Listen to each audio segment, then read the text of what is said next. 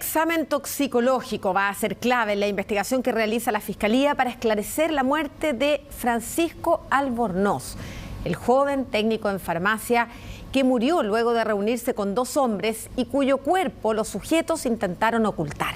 Un médico y un chef están imputados, ya que las lesiones encontradas en el cadáver hacen presumir que podría haberse tratado de un homicidio. Reconstruimos las últimas horas de los implicados y recogimos el testimonio de un sujeto que asegura que fue pareja de uno de los imputados. El reportaje con Guillermo Toro. El caso de Francisco Albornoz habría comenzado luego de un encuentro nocturno con 3 personas en un departamento en la comuna de Ñuñoa. Los amigos me dijeron, oye, ¿sabes que se fue a juntar con un amigo? Pero no nos dijo con quién. El joven, técnico en farmacia, habría sido invitado por 2 hombres usuarios de una aplicación de citas. Y me llega un mensaje de mi hermana donde me dice, oye, el Fran no aparece. Y estuvimos en el edificio también solicitando ayuda si es que habían visto a nuestro amigo, si es que sabían algo, etcétera, y se nos negó todo tipo de información. Esta es la cronología del crimen, el caso de Francisco Albornoz.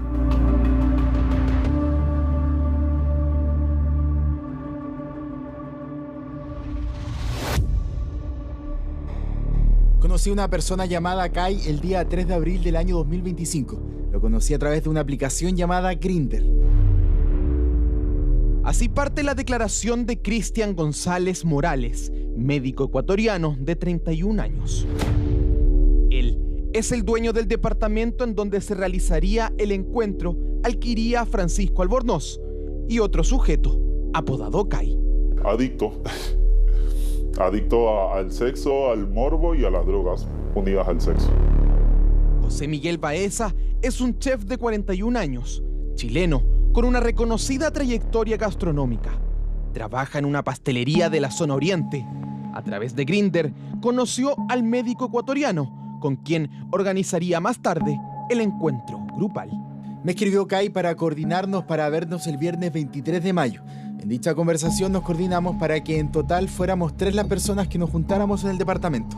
Esa tercera persona es Francisco Albornoz, joven técnico farmacéutico de 21 años. Y quería después juntar dinero para sacar el químico farmacéutico. Es el menor de 3 hermanos, estudió, se independizó y consiguió trabajo en una farmacia. Bueno, el gran sueño de él es seguir ahorrando dinero para después tener su departamento propio o casa propia. Entonces tenía grandes sueños, quería viajar. Francisco fue contactado e invitado a un encuentro en Ñuñoa por el chef apodado Kai, el cual aparentemente ya conocía desde hace un tiempo. Kai me dice que consiguió a una persona. Me dijo que era amigo de esta tercera persona y que tenía 25 años. Kai me propone juntarnos los 3 a las 11 de la noche el día 23 de mayo. Fue aquí donde la reunión se habría descontrolado en mitad de la noche. Este es parte de su relato dentro de este puzzle policial.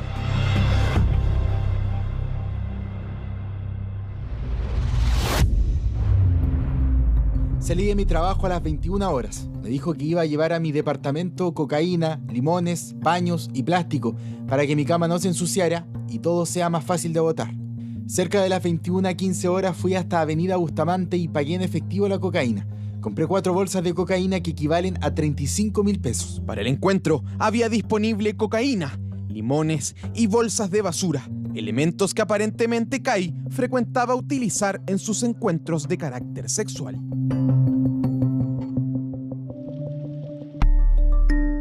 Soy expololo del acusado por homicidio, Kai, José Miguel Baeza, y estoy porque me gustaría ayudar y declarar lo que usted necesita. Este hombre mantuvo una relación de por lo menos 1 año con el sujeto que se desempeña como chef.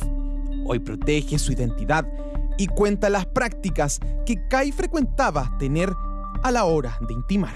Que él exigía y pedía estuviese muy drogado o que fuera muy drogado, que consumiera Slam, Crystal, que es la droga esta inyectada. Sabes que son drogas muy pesadas, no estamos hablando ni de keta ni de cocaína. Estamos hablando de cristal, de slam, que es heroína, o sea, eso es muy fuerte. Le gustaba hacer notar que tenía dinero, adicto al sexo, al morbo y a las drogas unidas al sexo. José Miguel era fiel adicto a la ketamina, le encantaba la ketamina. ¿Nunca viviste una experiencia así como ellos? Sí. Oye, esto, qué fuerte que esto esté grabado y que salga, porque obviamente me expone a mí, ¿no? Pero sí, varias veces. Incluso hubo una vez con ketamina que tuve como una sobredosis, y eso es algo que él a mí me enseñó y me mostró que se hacía, ¿sí me entiendes? Yo no sabía nada de eso hasta que después que estuve con él. Sexo, drogas y personas contactadas por una aplicación es una práctica que se conoce en el mundo como chemsex. Acá confluyen por lo menos 4 factores que son bastante importantes. Uno, lo que son las aplicaciones para citas, digamos, ¿no? Para citas sexuales como Grindr, etcétera, ¿no? Lo segundo son una gran difusión de las drogas sintéticas. El tercer factor, que también es importante, es que hay una gran industria del ocio sexualizado. Francisco y Kai llegan hasta el departamento del médico ubicado en calle Irarrázaval. Cámaras de seguridad captan al joven caminando junto al chef sin mayor novedad.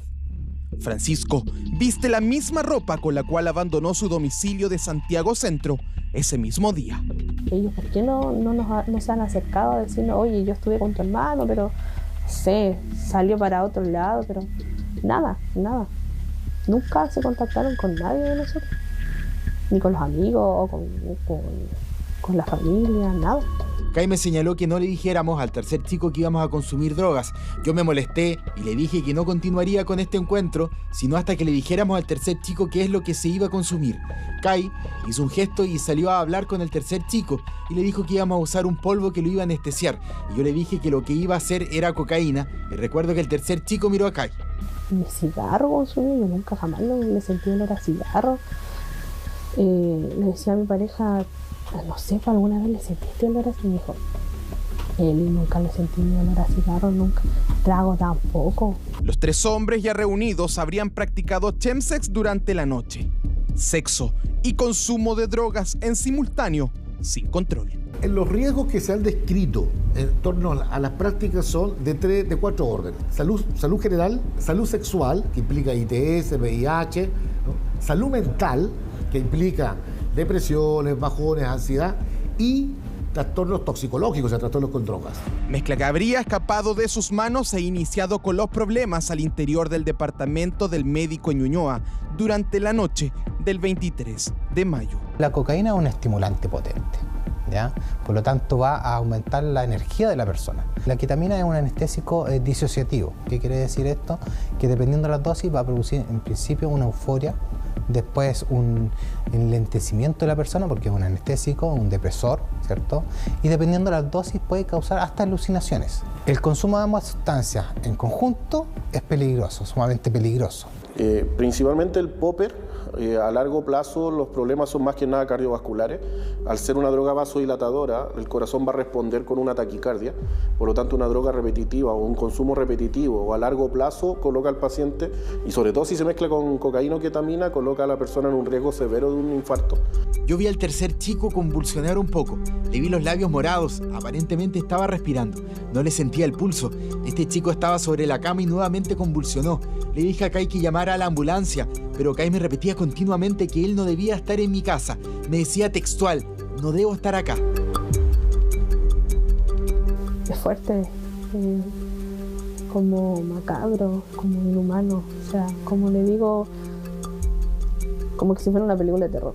En relación a los motivos de Francisco haber aceptado esa cita, los desconozco y lamentablemente nunca los voy a saber porque la persona que me los podría contar no está con nosotros, falleció, y la persona que también lo vio por última vez y que sabe la historia está guardando silencio hasta el día de hoy.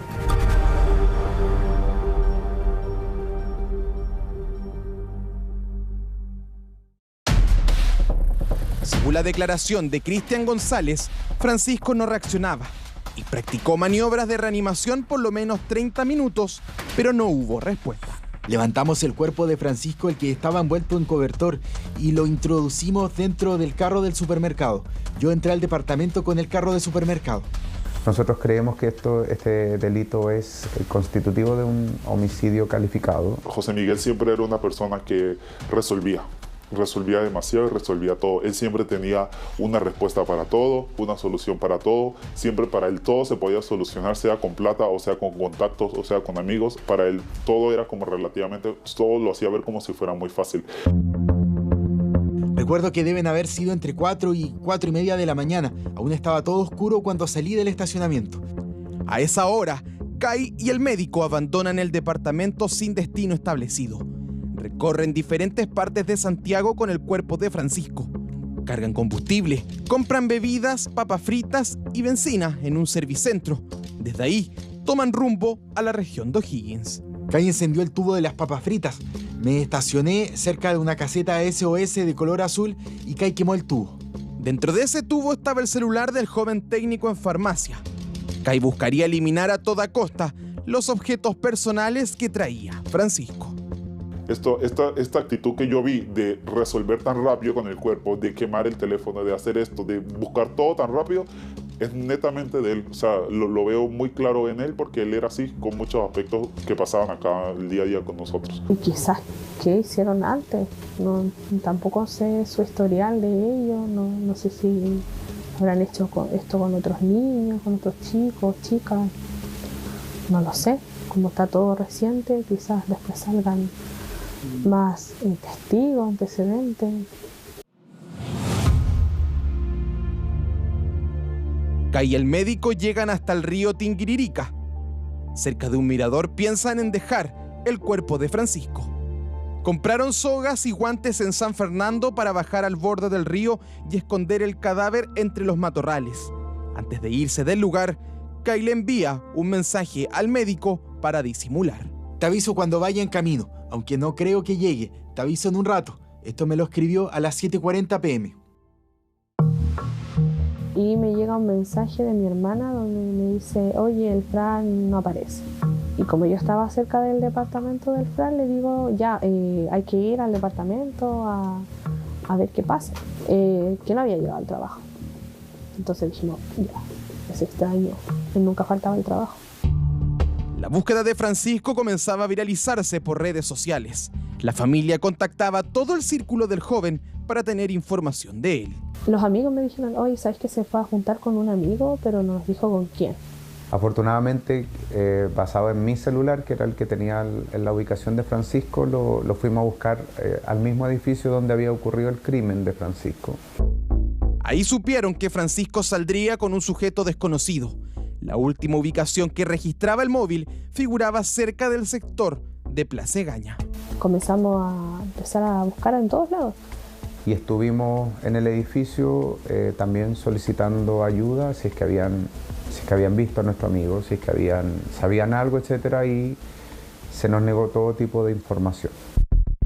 Según Leonardo, la administración del edificio del médico no colaboró desde el primer minuto. No entregó información, tampoco facilitó la revisión de cámaras en ese minuto, a pesar de la desesperada solicitud. Nos parece extraño lo que pasó. Desconocemos por qué y vamos a comenzar a conversar con ese edificio a partir de ahora, ya con los abogados que están tomando el caso también. Nosotros no queremos que Francisco sea una carpeta más dentro de un escritorio de cualquier persona, de cualquier funcionario. A los días se enteraron que Francisco no fue registrado en el libro de visitas cuando llegó y que el médico habría contratado a servicios de una empresa externa para limpiar en profundidad su departamento y las áreas comunes por las que transitó.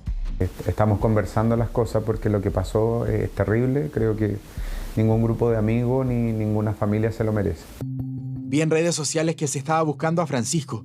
En ese momento me di cuenta de que la persona que había estado en mi departamento junto con Kai era Francisco y que lo estaban buscando. ¿Cuántas veces pasamos por Plaza Egaña, incluso pegando carteles? Me acuerdo que fui a un Oxxo por ahí cerca de Plaza Egaña, pasamos por edificios, barberías. Cerca de las 4 de la tarde, Kai me preguntó cómo estaba. Kai quería saber si yo iba a hacer o decir algo y me dijo que nos viéramos. Yo le dije que podríamos juntarnos el viernes, pero era mentira. Kai llama al médico, presiente que algo puede ocurrir. Cristian no contesta En paralelo, la familia de Francisco lleva 5 días de intensa búsqueda. Siento yo que estábamos tan cerca, hasta el día de hoy decimos eso. Fue el peso de la conciencia. 12 días pasaron para que Cristian González, el médico, se decida a hablar. Acudió junto a su abogado a la Fiscalía de Ñuñoa a declarar voluntariamente lo que habría ocurrido.